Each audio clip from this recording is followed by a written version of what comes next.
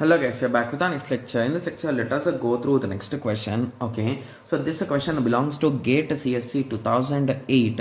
The given question is match the following. Okay, so just give me a second. Yeah, there is a small piece of question which is missing. So options are completely missing, guys. A, B, C, D. Okay, so I'm directly writing the value. So P is mapped to 2, 1, 3, and 4. So the order I'm writing P, Q, R. Okay, yes.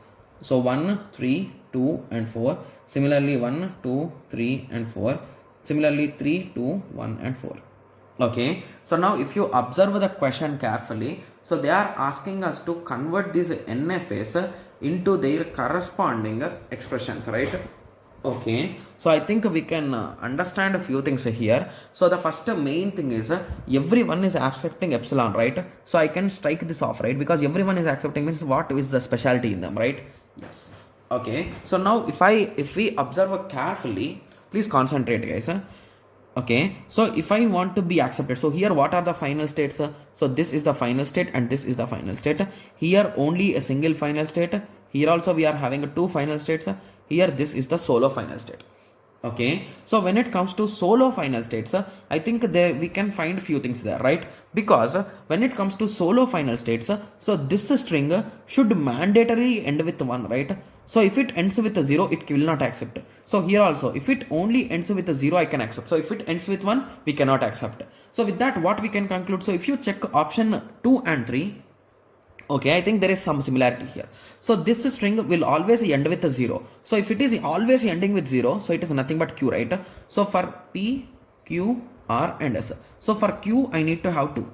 Yes, I found two options with that, so I can eliminate option A and B. Moving on to R also. So R should always end with 1. So it's mandatory, right? Yes. So now this will also be a correct option, right? Yes. Okay, so basically R3. So most probably C should be the correct answer. Anyway, let us continue with these two options. Okay, so when it comes to P, observe carefully, guys. So here, if we end with a 0, we can accept. If we end with 1 also, we can accept. Okay, and if you observe, here we are having a 1 star. So indirectly at the end, you can have as many ones as you want. So that particular thing I am seeing in this, right? So it is nothing but 1 star. So 1 I should have at the start.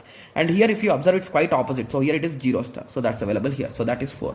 So option C is the correct answer. And to be clear, it's exact 1, 2, 3, 4 order. So P is mapped with 1, Q is mapped with 2, R is mapped with 3, and S is mapped with 4. So that's a really interesting and easy question, right?